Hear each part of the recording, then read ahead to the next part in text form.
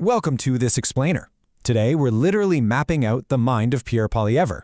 We're going to take a really comprehensive recent interview and break down the whole shebang, his core philosophies, the actual policy proposals, and even the personal origin story of the man currently leading Canada's official opposition.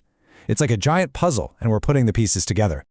Okay, let's jump right in with the rising tension over North American trade and sovereignty. Responding to some pretty aggressive rhetoric from south of the border, including suggestions that Canada should literally become the 51st state, Poilievre isn't shying away. He argues that a strong, sovereign Canada absolutely must push back against being bullied, while still, of course, recognizing the total necessity of a deep economic partnership. So, what does this all mean? With global alliances fracturing and domestic economies under some serious strain, how exactly does the potential next leader of Canada view the future? Well, today we're taking an objective look at how he diagnoses the world's most pressing problems and exactly what solutions he's proposing to fix them. To make sense of this wide-ranging conversation, we've organized things into 5 key areas. First, global threats and allies. Then, unlocking Canada's economy, followed by housing and immigration, his personal roots and philosophy, and finally, the public verdict. Let's get right into Section 1, Global Threats and Allies. Now, when you look at the world's top oil reserves, it's pretty wild to see where Canada sits compared to nations like Venezuela and Saudi Arabia. Poilievre's argument here is that because Canada is the most stable and reliable partner for the U.S., these massive energy and critical mineral reserves should be used as serious geopolitical leverage to secure tariff-free trade. But what about global conflicts? Well, Poilievre takes a particularly firm stance on Iran, calling the regime an existential threat to world peace. Unlike North Korea, which he kind of views as being primarily focused on just surviving, he argues Iran's leadership is driven by a fundamentalist ideology that's totally immune to traditional deterrence. So, for him, degrading their nuclear capabilities is an absolute global necessity. So, his ultimate strategy? It's basically unlocking domestic natural resources to act as a massive geopolitical shield. Rather than relying purely on military might, his worldview really centers on accumulating strategic reserves of energy and minerals to flex economic muscle. The goal here is to fundamentally reduce Western dependence on hostile nations. Moving on to Section 2, Unlocking Canada's Economy. Poilievre talks a lot about the promise of Canada, this idea that hard work should equal a good life. But he argues that promise is currently broken. Tracing his thinking all the way back to Adam Smith, he contrasts the free market, where voluntary exchange naturally disperses power to the working class, with what he calls a modern, feudal state interventionism.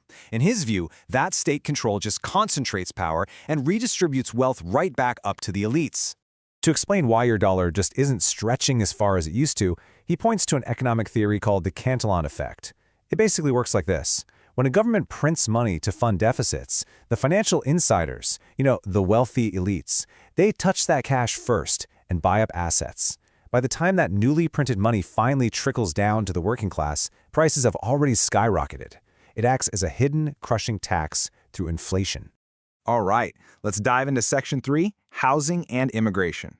This economic philosophy really hits home on those crucial kitchen table issues.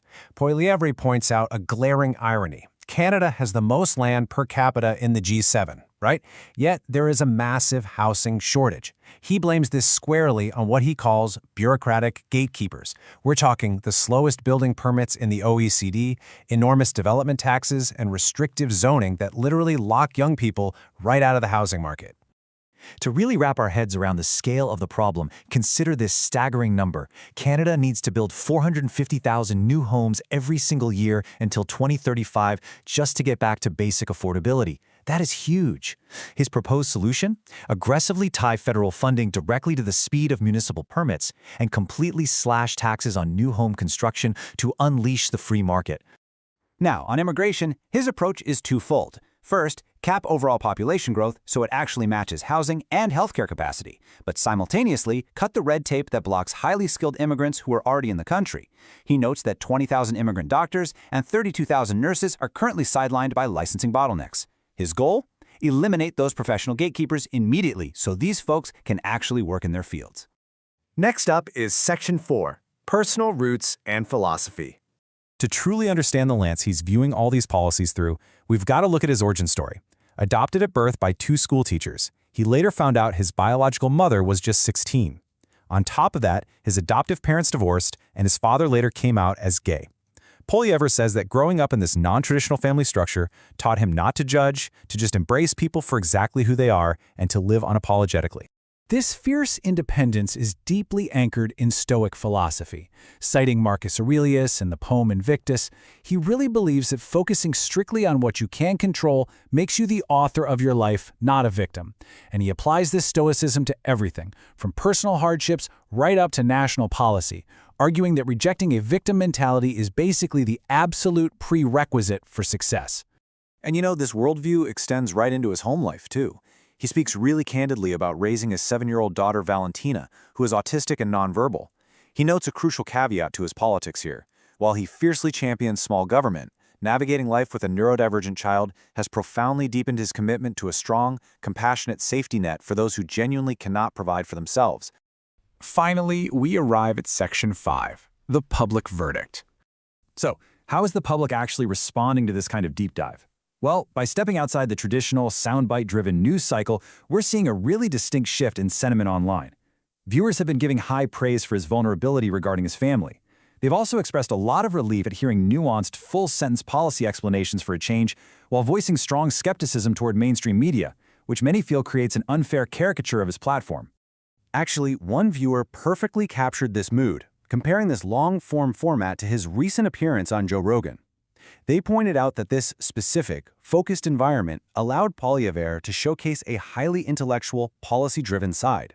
It really highlighted his grasp of economics and philosophy without getting bogged down by the usual political theater. Which leaves us with a critical question to think about. As we face these unprecedented technological shifts, like AI totally disrupting the job market, and as global alliances continue to fracture, is this free market, resource-heavy, stoic approach the definitive solution for the future of the West? Poilievre clearly believes that empowering the individual and shrinking the state is the only path forward. But looking at the road ahead, what do you think?